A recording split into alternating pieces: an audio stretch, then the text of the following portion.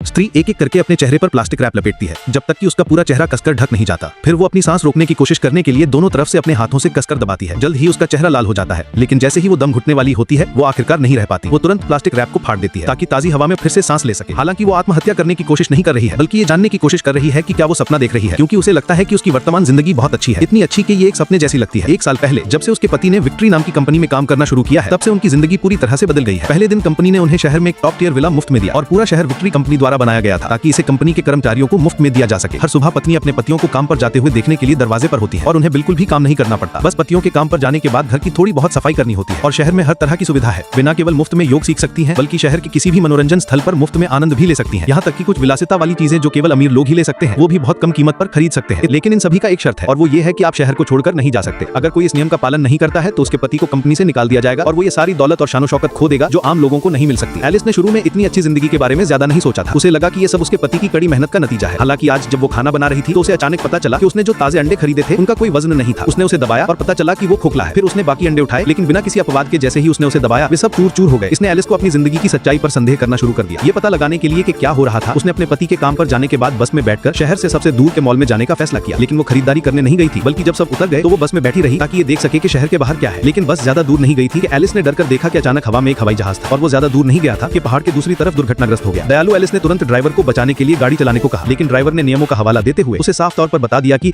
ये आखिरी स्टॉप है और गाड़ी 1 इंच भी आगे नहीं जा सकती। इस बात से एलिस इतनी गुस्सा हो गई कि वो तुरंत बस से उतर गई और उसने पैदल ही जाने का फैसला किया ताकि देख सके कि क्या हुआ। हालांकि क्योंकि वो बहुत तेजी से दौड़ रही थी, एलिस ने पास में लगे चेतावनी वाले संकेतों पर ध्यान नहीं दिया। इस तरह रेगिस्तान में कुछ देर चलने के बाद उसने अचानक पहाड़ की चोटी पर एक हीरे के आकार की इमारत देखी। ये सोचकर कि ये उसके पति का काम करने का स्थान हो सकता है, एलिस जल्दी से पहाड़ की चोटी की ओर चली गई। लेकिन जब वो ऊपर पहुंची तो उसे अचानक डर कर पता चला कि जो हवाई जहाज अभी दुर्घटनाग्रस्त हुआ था वो अब गायब हो गया था। ये 1000 लोगों को रखने वाली कंपनी जैसा नहीं लगता था, लेकिन क्योंकि वो पहले ही आ गई थी तो एलिस ने पास जाकर देखने का फैसला किया। सामने के कांच के दरवाजे को देखते हुए उसने अपना हाथ इस पर रखा। फिर एलिस का पूरा शरीर लाल होने लगा, लेकिन अप्रत्याशित रूप से अगले ही पल वो अचानक अपने बिस्तर पर जाग गई। उलझन में एलिस जल्दी से बिस्तर से उठ गई और पता चला कि उसके पति काम से घर आ चुके थे। उसे यकीन था कि वो अभी पहाड़ की चोटी पर थी, तो ऐसा कैसे हो सकता है। सच्चाई जानने के लिए उसने तुरंत अपने पति को सब कुछ बता दिया, लेकिन उसके पति ने कहा कि वो इतनी गहरी नींद में थी कि वो सपना देख रही थी। और जब एलिस ने अपने पति को ऐसा कहते सुना तो उसने ज्यादा नहीं सोचा। उसे लगा कि वो सच में सपना देख रही थी, ये जाने बिना कि और भी अजीब चीजें उसका इंतजार कर रही थी।